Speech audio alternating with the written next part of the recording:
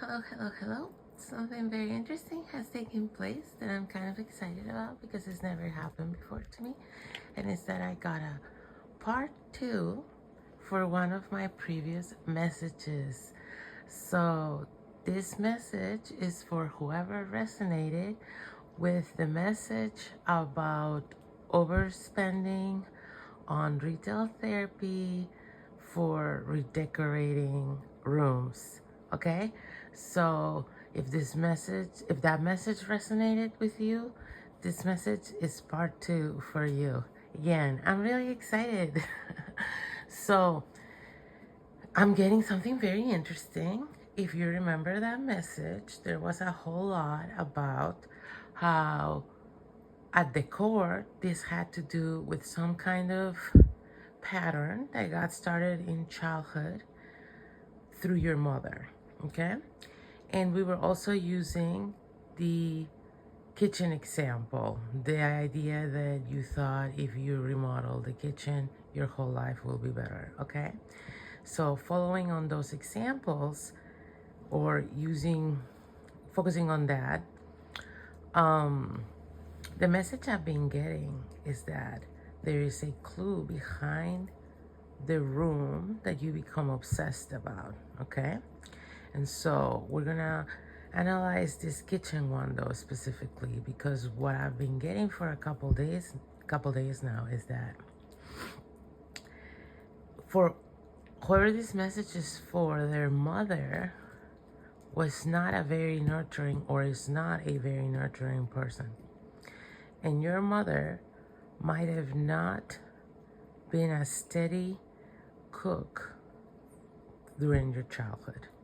Something about your mother maybe wasn't so good at making meals for you and staying on top of that. Maybe you had to sort of fend for yourself and come up with your own meals since you were pretty young. And it is something that she would, I don't know, I'm getting an inconsistency. So maybe there were periods of time where she would get in a kick, in a good train, and for a while make you proper dinners every night.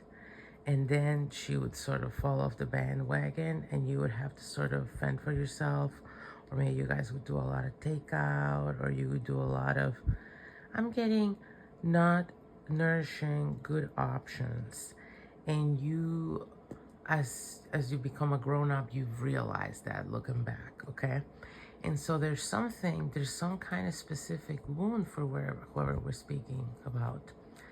There's a very specific wound that the kitchen triggers.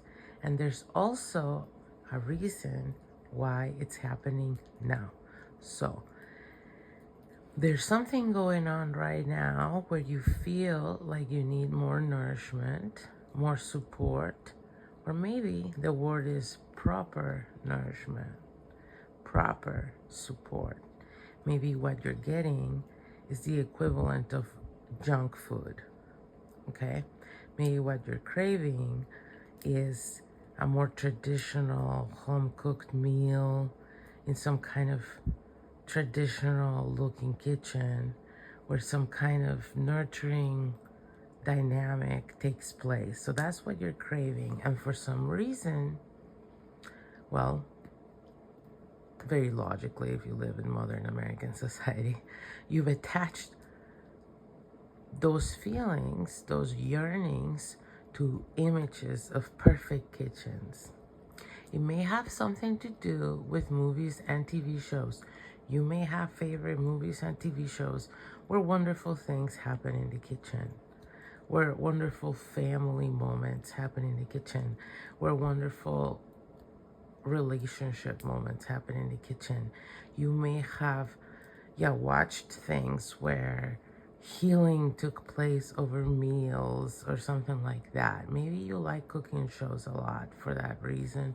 Maybe you like the kind of cooking shows where people talk while they make the meal and then they share and everything is really like wholesome. And that is the core wound you're trying to tackle when you get this overwhelming urge slash obsession with remodeling the kitchen and buying everything new for the kitchen.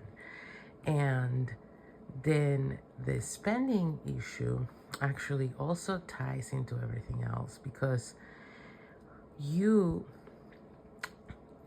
got, see, this thing with the nourishment and consistency and healthy versus, junk food, takeout, those kinds of things. Even though not all takeout, not all fast food has to be junk, but there's some kind of connection to that in this situation for you, where it's like you're all in or you're all out. And again, this has to do with this thing with your past, with your childhood and your mother, because she was that way.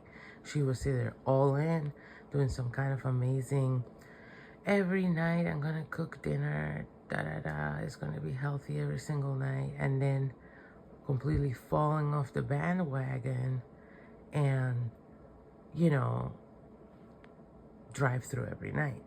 Okay, so you got, and then something to do with the overindulging carried over to shopping as well, because if you remember from the first part of this video or this message in the previous video, we talked about how whenever you or her were encountering a psychological conundrum that was beyond her coping abilities, her go-to method to cope and deal was going shopping.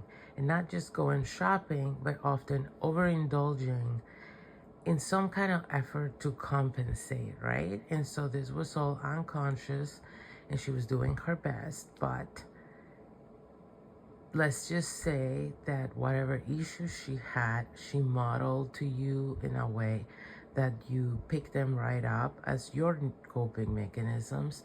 So then now you have the same issues she has, plus your own issues you've accumulated on this topic, right? But when you throw together this all-in or all-out mentality when it comes to doing things in a healthy, balanced way, and then you take money out of the equation when you're self-soothing through purchases, okay, but you don't think about money, you're not really thinking then about your long-term well-being, okay? You're trying to soothe the stress of the moment by getting yourself in a more of a long-term stress. Similarly, when you don't nourish yourself properly, you're creating long-term health issues, right? So this is the core of the conundrum. Whenever you feel compelled to completely transform a room, what you're really feeling compelled to is to transform an integral part of yourself that you feel is not working for you. So if you're able to, in the same way I just did it for you, pick apart why each room represents what it does, what it's really about, the core issues in your life that are making you obsess about tweaking this in order to get some kind of result in that inner part of you that's going to have a larger impact. If you're able to do that, you'll be able to unknot all your wounds through all the rooms in your house you've been remodeling, and you might experience a huge quantum leap of growth in your life, because it's like you're living right now on the clues of your healing. Okay, so you just have to take enough interest and put enough effort into yourself that you figure this out, but you have everything laid out there through your own actions that you've taken in this house that you're in, and all the rooms you've changed, or maybe even the houses you've been in before. Okay, so I hope that was helpful.